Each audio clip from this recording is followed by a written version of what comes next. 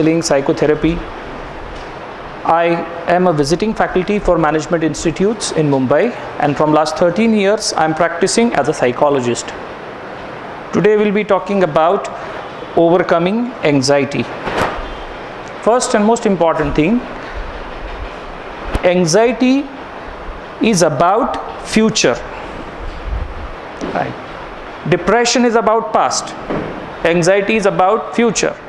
And anxiety is related to threat in the future. The main theme in anxiety is threat. So we will understand this step by step. What is exactly anxiety? What symptoms it can produce? So what symptoms anxiety can produce? Like there are different common symptoms on different parts of the body, like breathing and chest, skeletal, on sleep, on your skin, mouth and throat, on your speech, intestine, and other areas of the body. This is well known fact that anxiety has impact on our body also create. Not only that, there are other impact also, cardiovascular, vascular, then urinary and other impact. So these are the symptoms of common symptoms of anxiety. What anxiety actually is exactly? How we get the anxiety? There is a specific threat in the mind about the future which is there. Not only that, then specific irrational belief. We will see what is irrational belief and all that. Specific threat, specific irrational belief which leads to emotional consequences. We feel emotion, anxiety. Then specific threat, specific irrational belief, behavioral consequences. Again, specific threat, specific irrational belief, thinking consequences. So there are three types of consequences about anxiety. One is emotion, behavior, and thinking. Now you become anxious when you perceive a threat to one's personal domain. Like threat, as I already said, hold a set of rigid and extreme beliefs about this threat. So when our thinking is rigid or extreme, that time the anxiety we will feel. Now what is before we talk about anxiety further, it is very important to talk. Human beings are not disturbed by things, but by their rigid and extreme beliefs that they hold about the things. So what screws us most is how the external thing supposed to be, right? So in that, if our thinking is rigid and extreme belief if we have, then we will feel anxious. And disturbance, what we feel, is largely the function of our perception, evaluations, value system, and component of our personal philosophies. Now to manage anxiety, we need to learn to think rationally about the threat.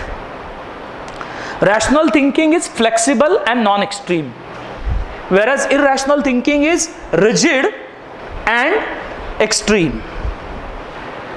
Rational thinking helps to face the threat. It also helps to deal with it effectively, and you can get on with the business of living effectively. Then these are emotions we feel: healthy negative emotion and unhealthy negative emotion. Are you going to feel positive about the threat? Are you going to feel very excited about the threat in future? Any danger is there? Are you going to feel no? That means we will feel something negative, right? So, but here I have classified, the important thing here: healthy negative emotion and unhealthy negative emotion. Whatever I am talking today, I have taken mainly from the books of Dr. Windy Dryden. So he has classified HNE and UNE. Up to HNE, we can say whatever is happening in the outside world is responsible. So there are different HNE like concern, sadness, and UNE. Concern, anxiety, sadness, depression, and so on and so forth. So up to healthy negative emotion, we can say whatever is happening outside world, that is responsible. But when we move from healthy to unhealthy negative emotion, for that our thinking or belief, that is responsible. So our aim of this today's session is moving from unhealthy negative emotion to healthy negative emotion. That means moving from anxiety to concern, right? That is the aim of the today's session, right? Now, when we feel the unhealthy negative emotion, the effect is also on our health. But when we feel healthy negative emotion, that time the effect is not on our health. Now then, here see healthy emotion, unhealthy emotion. But from where it stems? Rational or irrational belief? If your beliefs are rational, you will feel healthy negative emotion. Your beliefs are irrational, you will feel unhealthy negative emotions. Then there are two types of belief: irrational belief and rational belief. Irrational beliefs are rigid, rational beliefs are flexible. Many times, like people say, okay, rational, what do you mean by rational belief? What do we mean by irrational belief? What are the characteristics? In irrational belief, our thinking is extreme. In rational belief, our thinking is non-extreme. Then dogmatic, not dogmatic, false, true. I will give you the example after some time. Unrealistic, realistic. Illogical, logical. Unhelpful, helpful. Unproductive results, productive results. It creates UNE, unhealthy negative emotion, and I have already said it creates healthy negative emotions, right? Now, rational and irrational themes. So we have just now seen, we will be talking about now themes, because anxiety has got theme behind it. So it's important to understand what theme I have about my anxiety. So in anxiety, anxiety can be felt about different things. What are those different things? Failing at important tasks in life or at work, not being liked or loved or being accepted by others. In India, this is very much, their relation, because Indian people are relationship oriented. Being negatively evaluated by others. Not knowing whether you are well or ill. Again, health related anxiety, right? What will happen to me in future? Losing control of yourself. Some people have that anxiety. Acting inappropriately, showing that you cannot cope.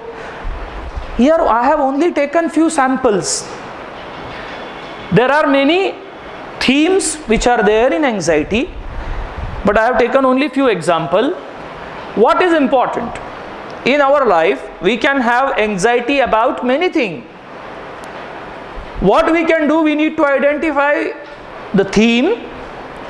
Then we can deal with one thing at a time. So it is very important to deal with one thread, at a time, one theme at a time. You can have anxiety about 5, 6 things or 10 things, but it is important to select one thing and work till what time you move from anxiety to concern. Then, there are obstacles in facing threat. There are different obstacles. When we face the threat, what we tell ourselves, it's too frightening to face the threat. Whatever danger is there, it is too frightening. I don't feel confident to face the threat. Then I don't feel comfortable facing threat. I can't face the threat because I don't feel in control. And then finally, I can't face the threat because I don't know what is going to happen. So these are mainly the obstacles we face. Then not only that, now how we can examine the accuracy of our threat. That is again very important, and that will be taken over by Pradnya Mandlecha. Yeah. It is very important. However, we have n number of threats related with anxiety. Now we have anxiety, and with anxiety there could be n number of threats. Now we need to finalize which threat is the sure 100% threat for me. And you need to find out that threat which I have chosen, that's 100% right. You need to ask certain question to yourself. How likely is that threat will happen? Sometimes we think that I become anxious because of so and so threat, but probably that threat might not be the truth. Suppose the same situation, if somebody else see and face it, in that regard, probably according to him, this is what not the threat. So you need to analyze that how likely is that the threat will happen. Would an objective jury agree that the threat will happen? If not, what would be the jury's verdict? Am I viewing the threat realistically? If not, how can I view it more realistically? The threat might not be the real one. You are imagining this threat will happen. So you need to find out whether that threat is really realistically. If I ask someone whom I could trust to give me an objective opinion about the truth or falsity of my inference about the threat, what would the person say to me and why? How would this person encourage me to view the threat instead? If a friend tells me that they are facing the same situation as I am facing and are making the same inference of threat, what would I say to him, her about the validity of their inference and why? How would I encourage the person to view the threat instead? So right at the beginning, what we have thought is anxiety, thinking, emotion and behavior. These three triangular aspects are very, very important. So based on your thinking, probably your threat will differ from person to person. So we need to fix threat, we need to fix the theme of that threat. So identify and threat is very, very important. Questioning automatic negative thoughts, part 1. Is the thought true? If it is, what is the worst that can happen and could I cope with it? Fine. I have anxiety, I fix the threat, this is going to happen. But if it's going to happen, then what? Am I going to cope it with it? Then what? You need to ask this question. Which distortions are present in my thinking? Is there any other distortions in my thinking? Or I am thinking only in the one direction? Is there any other alternative thinking likely to happen? That also you need to ask the question. If my friend had the same problem as me, would I judge her as harshly as I judge myself? That means keeping yourself in other shoes and look at the situation. Probably that time you will think differently. Probably that time you will be able to identify threat in the different angle. What is the evidence for and against this thought? So you need to challenge your own thinking. What are the evidences for and against what I am thinking? Are there other explanations for the situation that are more reasonable or realistic? Is there any other explanation? Would a jury agree with the interpretation of events? You need to find out, like, what could be the jury will identify pertaining to that particular event. Important last point. What are the short-term and long-term advantages and disadvantages of holding on to this thought? Suppose I am anxious about certain thing. Suppose I hold on that particular thought for a short period of time. What is going to be a consequences on me and on the situation?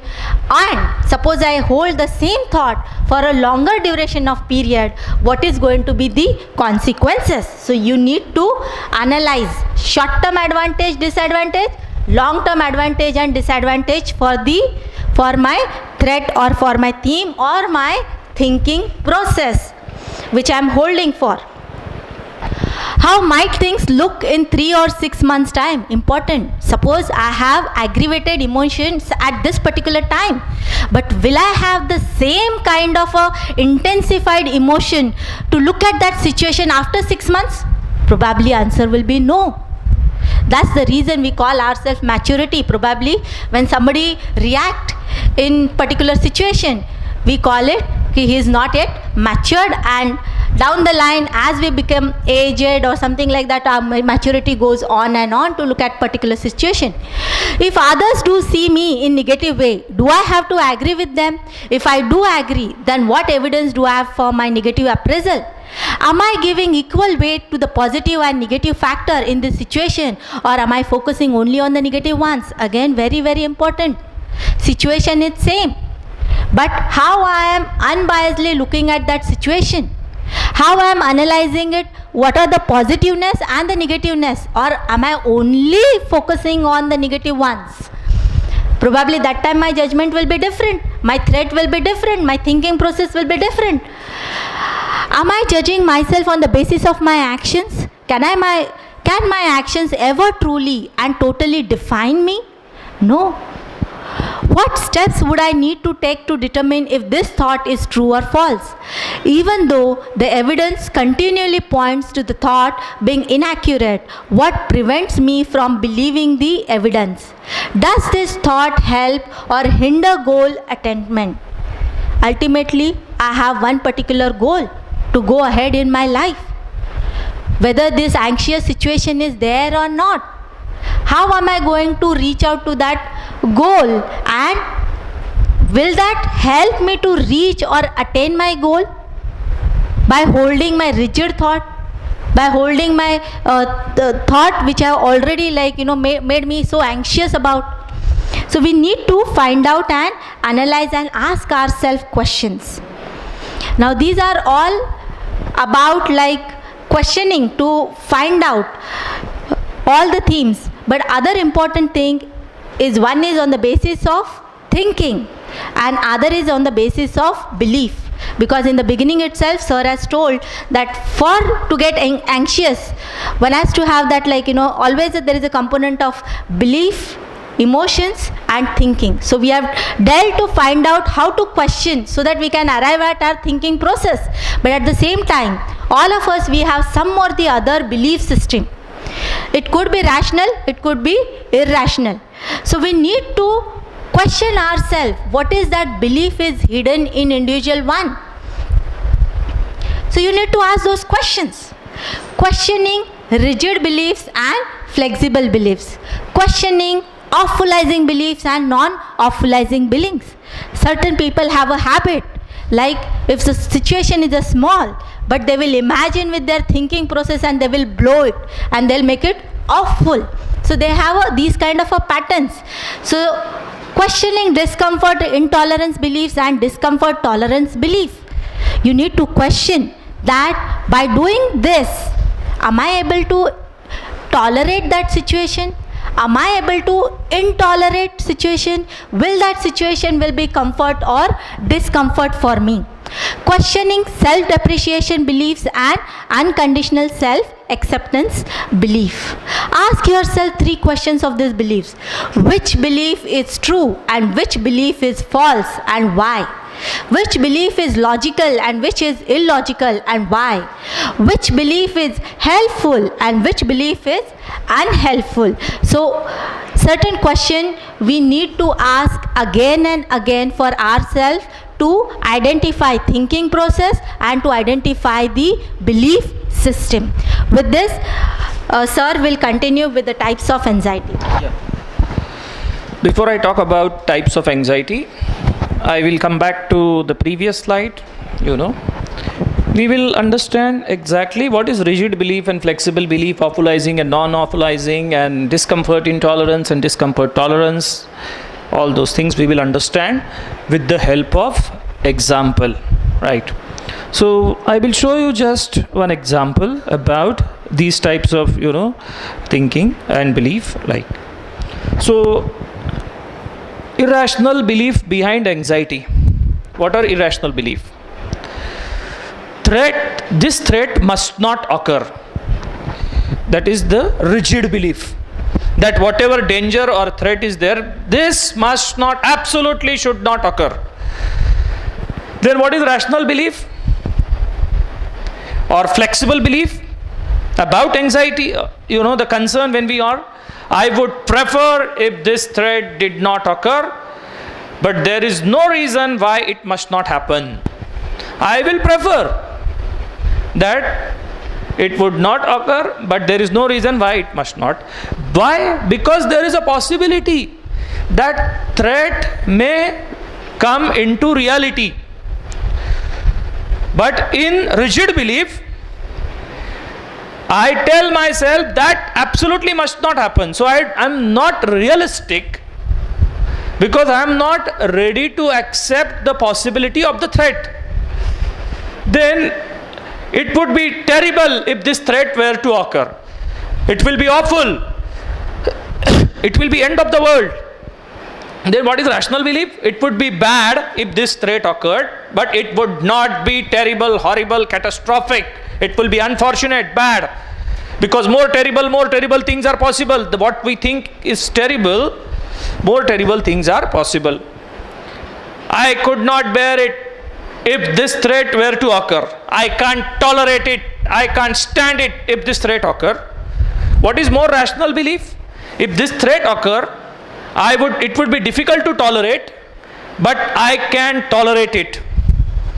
Here I tell myself I can tolerate it. Then again, if this threat were to materialize, it would prove that I would be worthless. So I am depreciating myself that I would be worthless.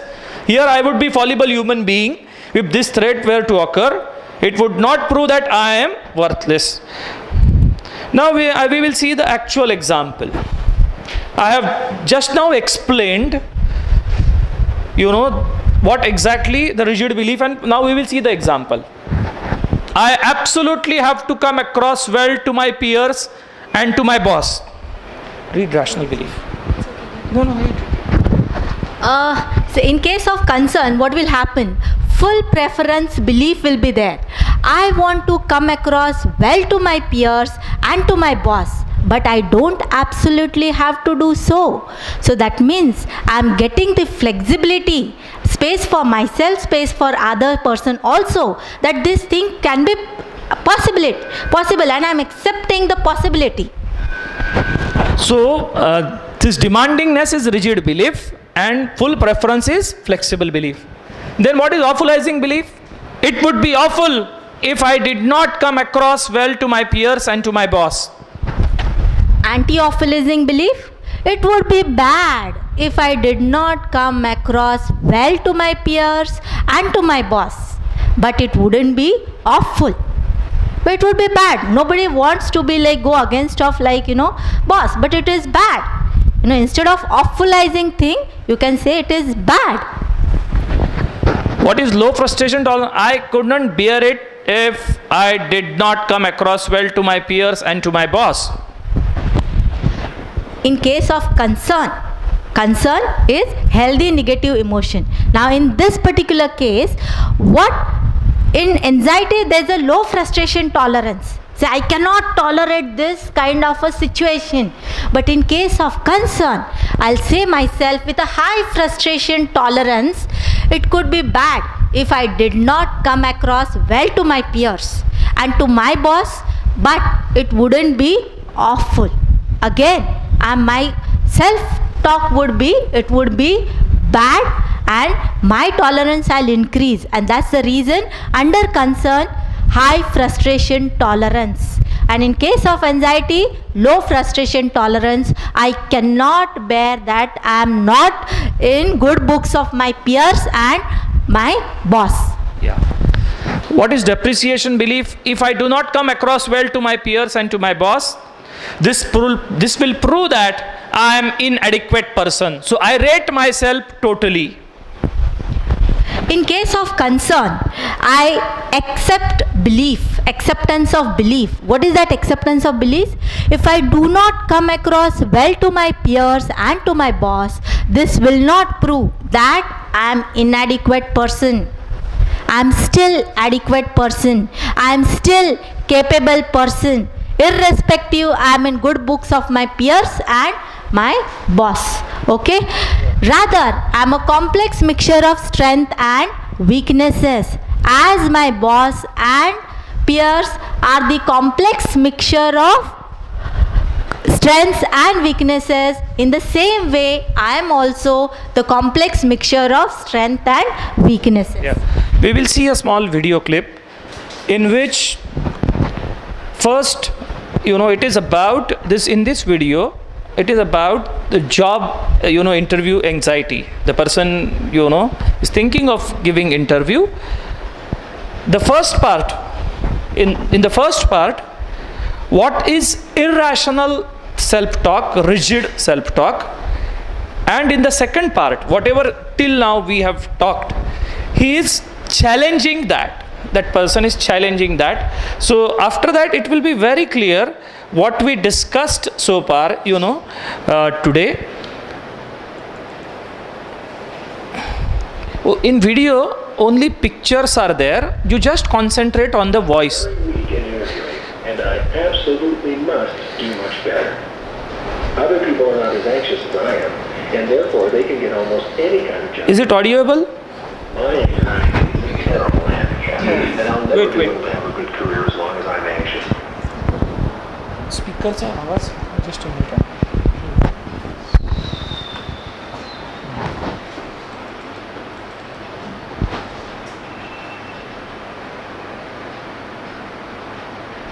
I'm very weak in interviewing, and I absolutely must do much better. Other people are not as anxious as I am, and therefore they can get almost any kind of job they want. My anxiety is a terrible handicap, and I'll never be able to have a good career as long as I'm anxious. It's such a weakness that it makes me a totally incompetent person. If I didn't have it, I'd be okay. So I hate myself for having it. It makes me a real basket case. What must those interviewers think of me when I shake and tremble in front of them and give them the wrong answers to their questions? A total idiot. And they're right. Of all the handicaps I have in the world, it has to be this rotten one. People in business will despise me. My friends will look down on me too, knowing that I'll only be able to hold a rotten job like the one I have and never be able to make any real advancement. My own family sees how weak I am, since even with my education and experience, I'm completely stuck vocationally. I'm really hopeless, and people can easily see that I am and that I'll never get anywhere in life. Now, have you seen all four things are there, what we discussed? I must is there, then terribilization is there, I can't tolerate it, and he's putting down himself a lot. Yeah, now depreciating. Now, what we will see, how he is moving from those four components which we have seen of irrational belief, just now we talked, to rational belief. The same person, how he is disputing, how he is challenging the inference, that we will see. Using REBT, you dispute these irrational beliefs and you come up with reasonable objections to them. You see that your anxiety is a handicap, but that it is not the worst thing in the world. You see that you are demanding that you be calm and unanxious at job interviews, and that this demandingness is actually making you anxious.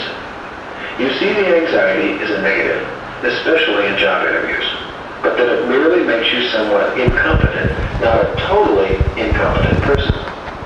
You see that your interviewers probably don't despise you for being anxious, and that some of them may not even notice how frightened you are.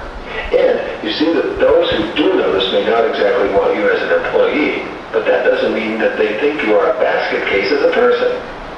You see that it is wrong to hate yourself for being anxious. You should hate your anxiety, not yourself, and do your best to correct it. For if, you see, you hate yourself completely, that will make you even more anxious and will prove to you that you can do nothing but fail in job interviews. You see that your friends won't think much of your low-level job, but that they will hardly boycott you because of your holding it. You see that your family doesn't like your holding a poor job, but they still love you and accept you with it. you see that you have some real difficulties. But that even if you never conquer your anxiety about job interviews, you will not be a hopeless person who will get absolutely nowhere in life. Disputing your irrational beliefs helps you considerably, and you feel much better and determined to work on your anxiety. I am not greatly anxious about job interviews, and therefore I keep looking for a better job than the one I now have. I know what I know and have good job experiences, and I am sure that I can show this to the interviewers. When I don't answer their questions very well, I stop and think and make another stab at it. If I get really anxious for a while, I take my anxiety in stride and go on. Everyone gets somewhat anxious at times in job interviews, and I guess I'm no exception to the rule. So there's no use putting myself down for my anxiety, and I work at not doing so. If the interviewers don't like me, I realize that they don't despise me personally, but just think I'm not the best person for the job. If I fail at getting some jobs, I realize that my friends and my family will accept me as a person in spite of these failures and will not totally put me down. I know that most people fail at job interviews because the interviewers may speak with 20 applicants for each job that they actually have. So I'll keep trying in spite of my failures, and I'm pretty sure that one of these days I'll find the kind of job I really want and be able to keep it and progress with it. Write out this kind of optimistic and helpful sketch and go over it several times. Get it solidly into your head. See yourself as definitely less anxious and able to get through a job interview even when you are temporarily struck with anxiety. Yeah. So I hope it is clear. It is important whatever threat or anxiety we have, to identify the four core irrational beliefs. We are going to talk more about that. And it is very important to challenge those irrational beliefs with conviction. To what extent till you believe them actually. Then only you will shift from anxiety to concern. That is very, very important. So this conviction is important. Now we will again see there are two types of anxiety. There are two types of anxiety. We were talking about this.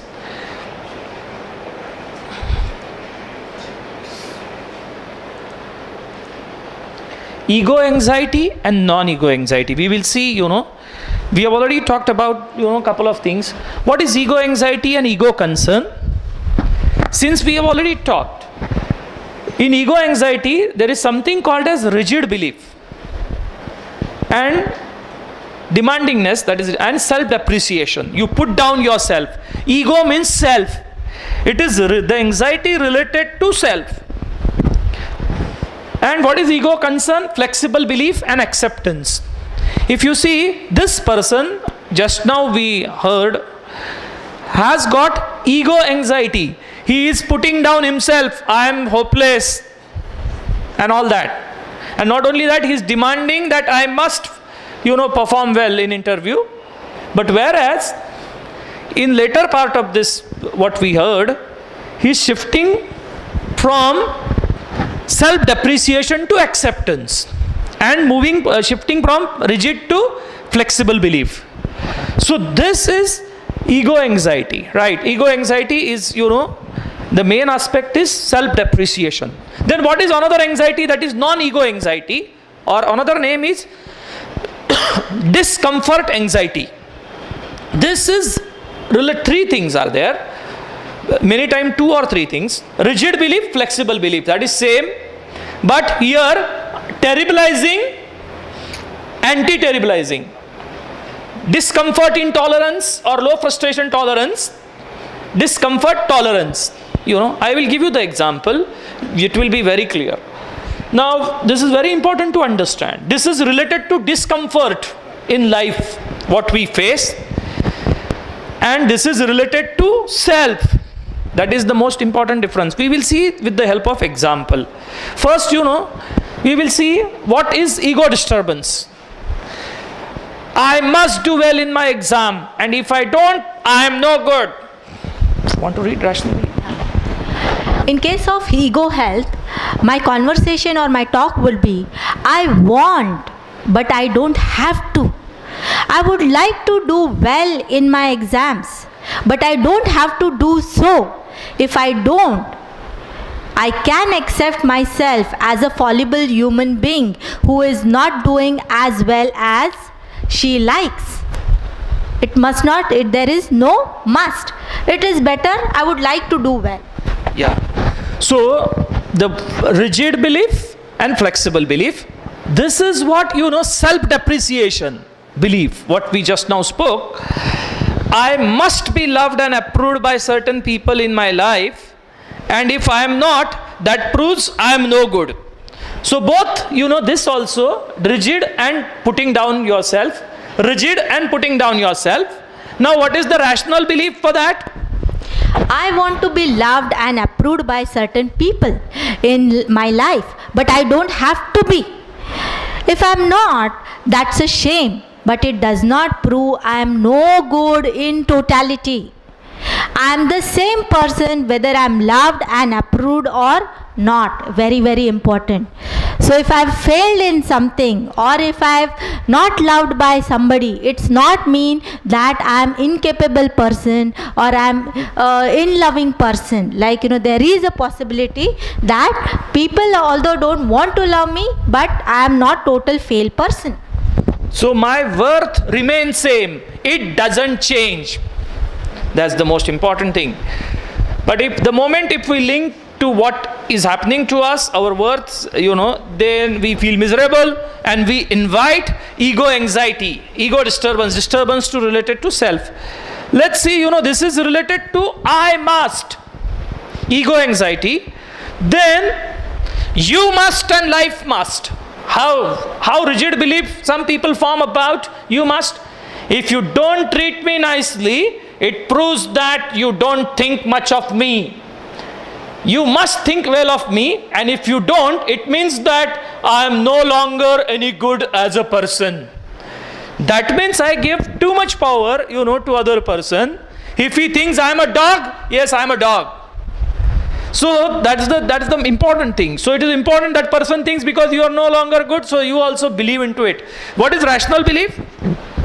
Rational belief would be, if you don't treat me nicely, it means that you don't think much of me. I would like you to think well of me. I would like you to think well of me, but you don't have to do so, because I do not have control on other person how he should be thinking about me. If you don't, I can still accept myself as a person. If you don't even think about me, it is okay. I can still accept myself as a person. Now, we will see, just like I must, you must, and life must. So these three rigid things are there. What is important? It's important for us to convert into flexibility. In this ego disturbance, this must and putting down yourself. So again here, life must. Life conditions under which I live must be easy for me. Life must be easy. Life must be hassle-free. Life must be comfortable. If they are not, then that's just a proof of my own worthlessness.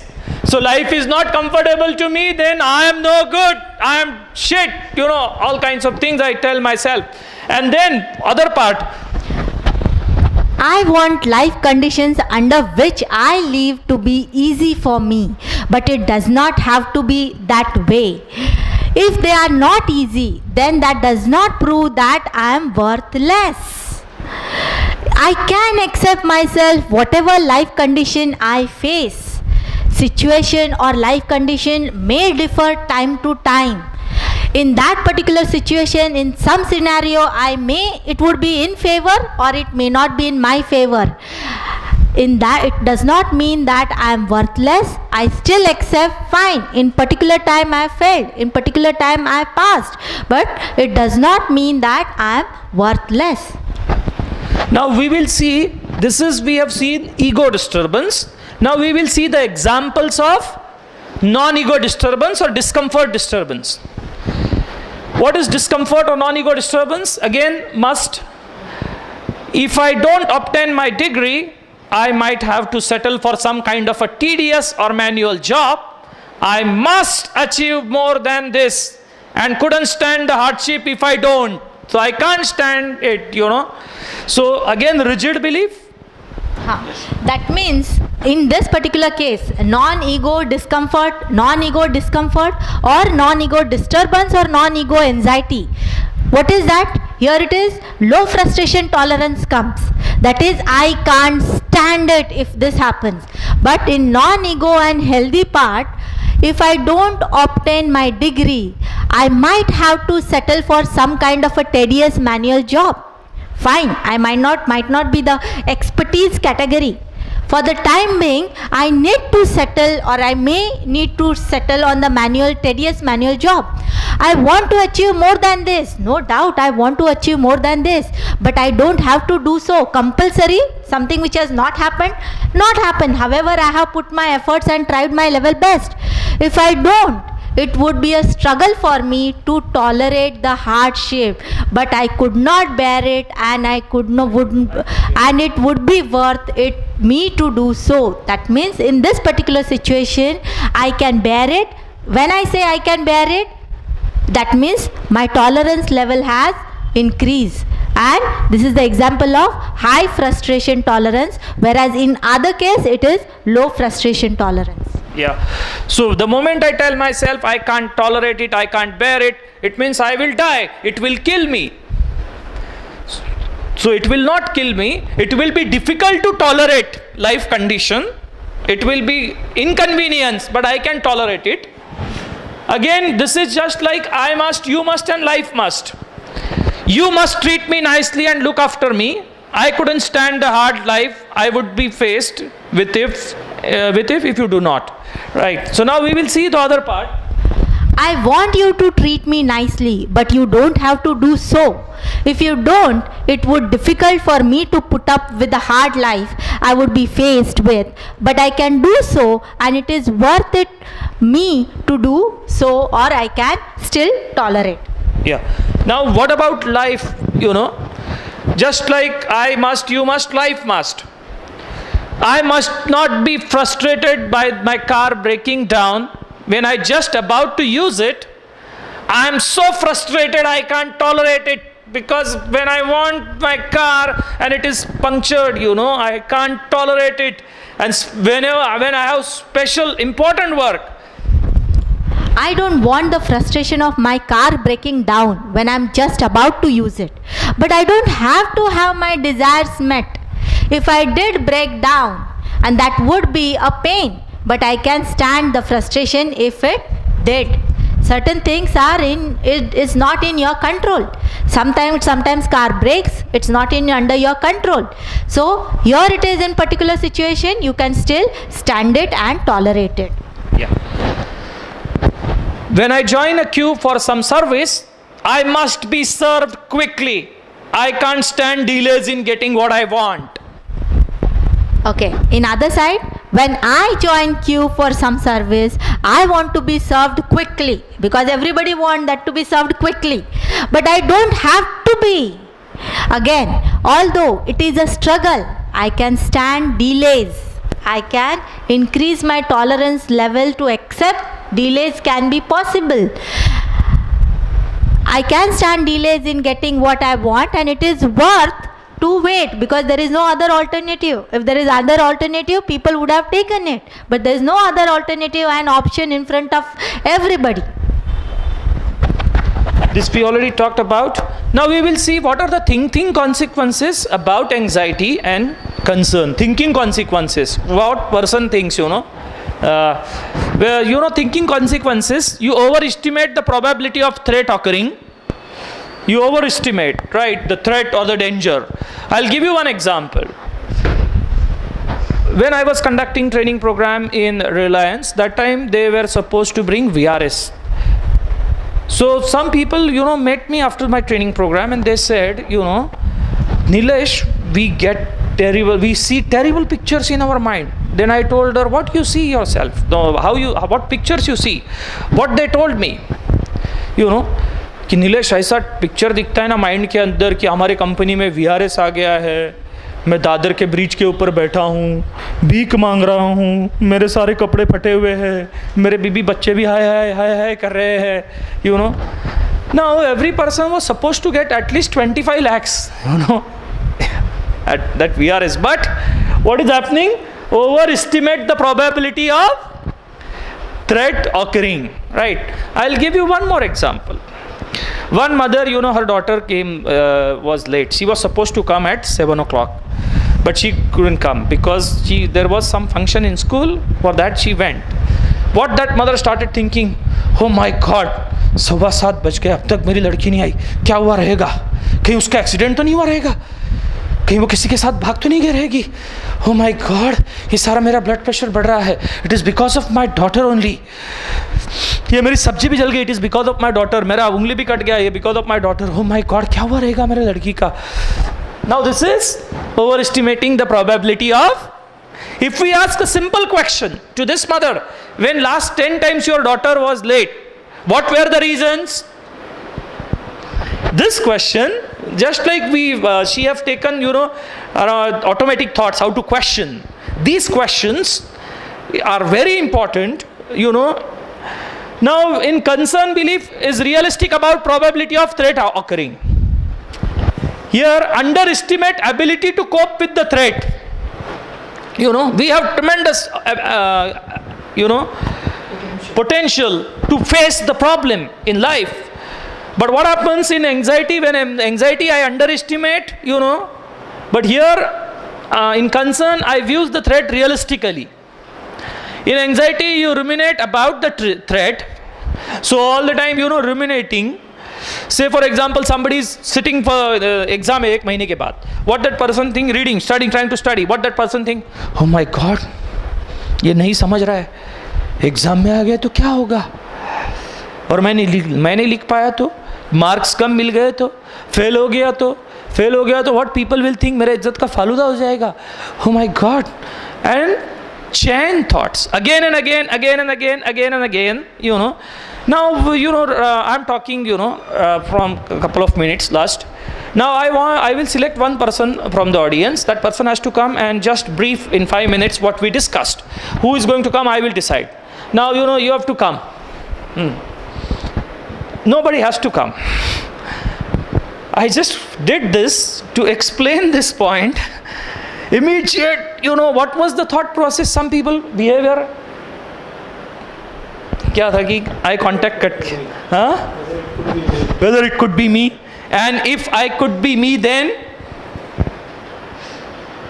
सबके सो सके इज्जत का फालूदा हो जाए, सबके सामने बोलने का, और वो प्रिपेयर्ड नहीं है फिर भी बोलने का. Did this thought only came once in the mind? It came again and again, right? So this is called, you ruminate about the threat. This was just a small example. This is just a threat. You know, immediately I'm asking you to come and talk, right? But this is ruminate. Whereas, you know, your realistic appraisal about your ability to cope with the threat, you know. So even, you know, say, izzat ka faluda ho jayega. Say for example, you come here and talk. And say, you are not able to up to that mark. So, what that is bad. You are not able to talk, that is bad. It does not mean you are bad as a person. And if we have rigid demand in the mind, I must speak, you know, correctly, confidently, or, you know, perfectly, then what will happen? All the way you will be more anxious. I would like to speak in front of the group proper, nicely, you know, whatever I've been told, I would like, I will prefer, I want. But it is not a must, because there is a possibility that I may not. And if I am not, it is bad, but not terrible, horrible, catastrophic. And it will be, you know, it is inconvenience, but I can tolerate it. It is not that it will kill me. And it does not change my value as a person. I will remain the same human being. Now creates an creates an even more negative threat in one's mind. You know, we create has more irrelevant thoughts.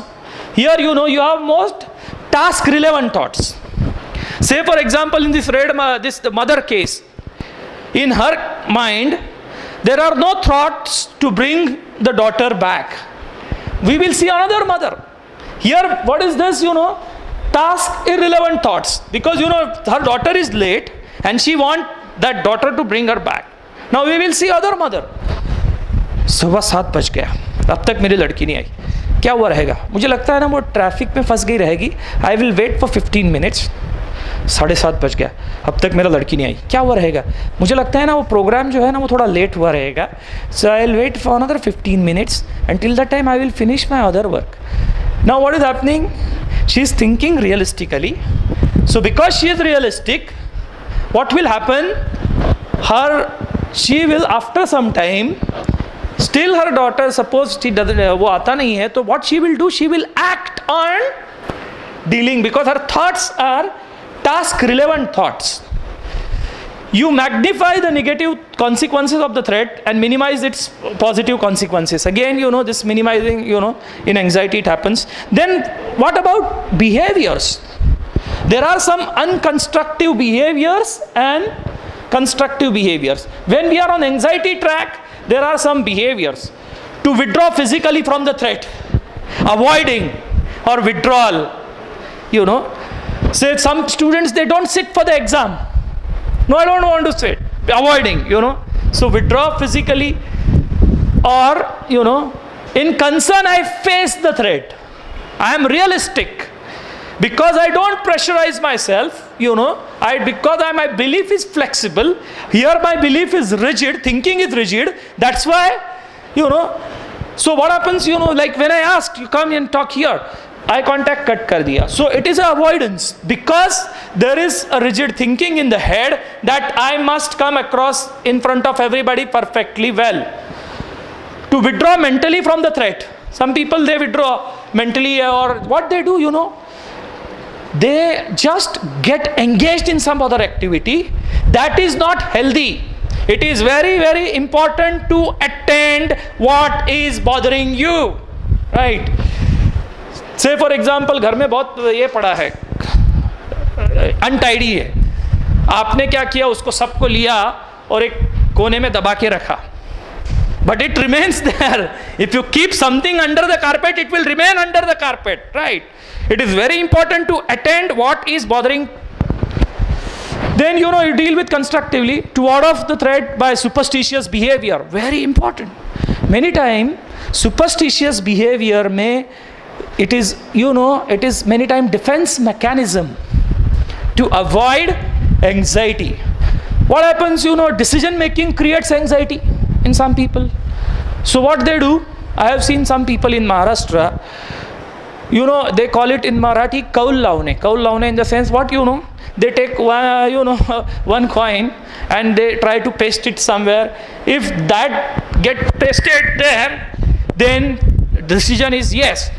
If it doesn't, it is no. Because that decision making create what? Anxiety, tension. So this is what happens. I confront the threat. Here it is a defense mechanism. Then tranquilized feeling. Many times some tranquilized feeling is also there, but some people use drugs. Drugs in the sense, not medicines I'm saying, not those drugs. Those drugs also, that is one more thing, like alcohol and all that. Medication. Say in the night you're not able to sleep. What is the easiest way? For some people, take medication. Or say threat related situation is there, carry medicines right there. So whenever I will feel, I will take and comfort. But here, it is not seeking reassurance, guarantees, even though not reassurable. Bar guarantee चाहिए होती है. Guarantee, there is no guarantee in life. Because जिंदगी में कभी भी कुछ भी हो सकता है. जिंदगी में uncertainty है. Anytime anything can happen. क्यों?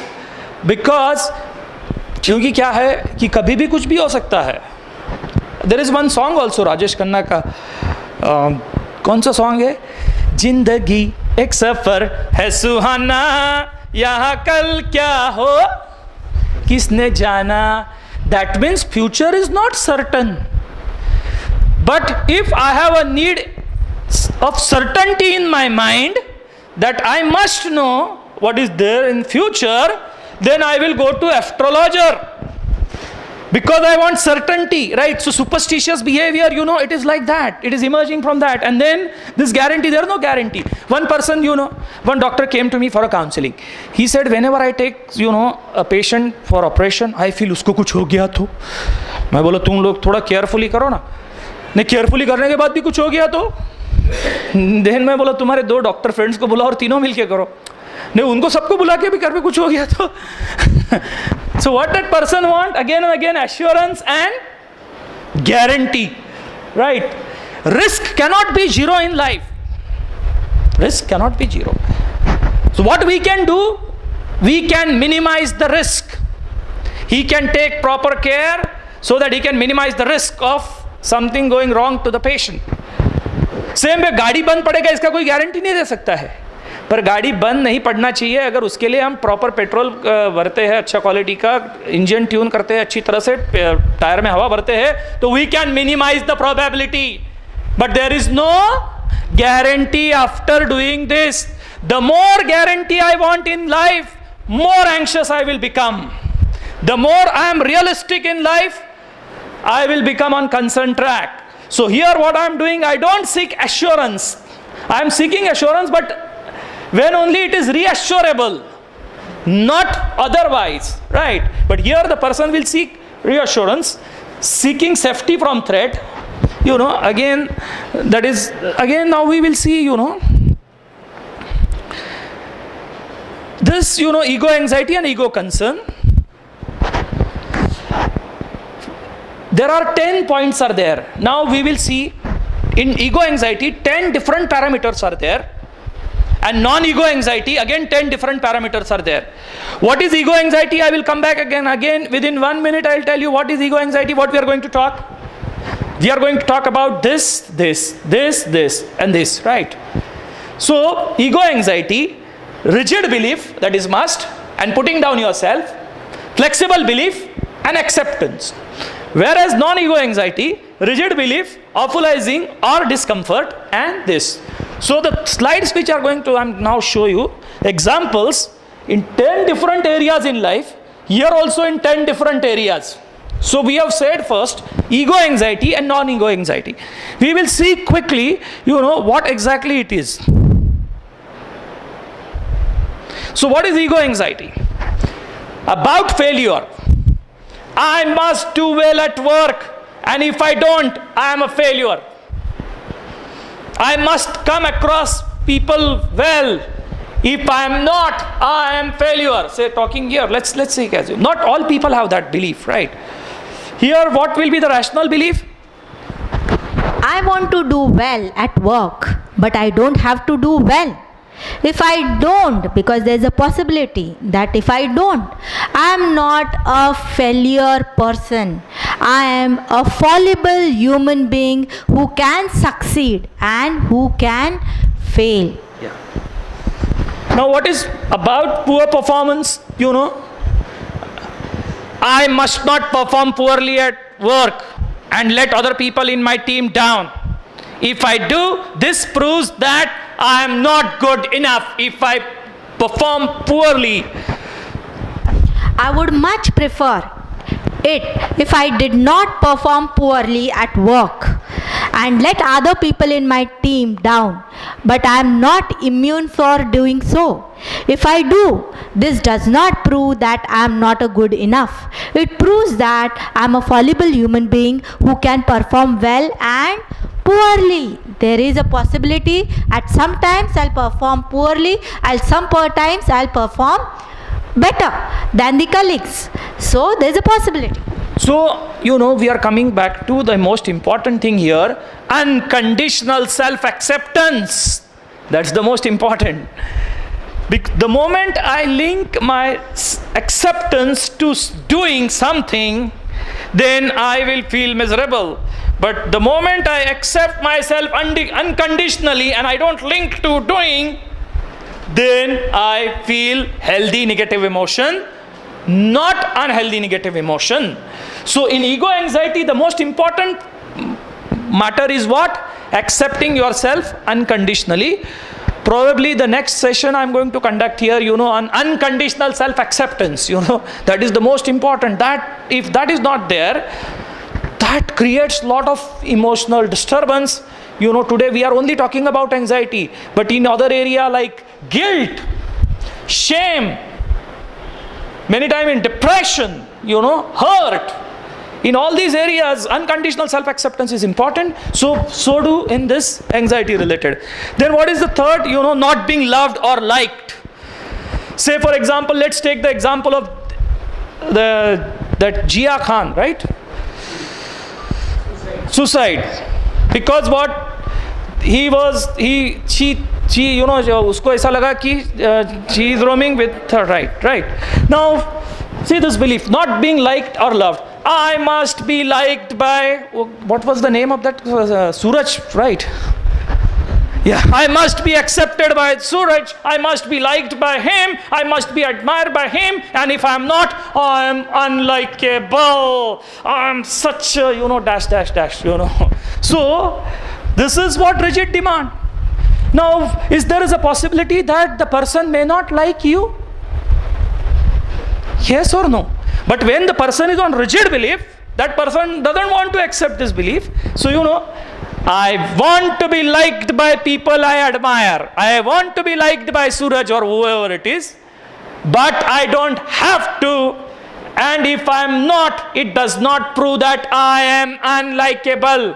Everybody's taste is different. In some people, सबको सब सब्जी पसंद है क्या?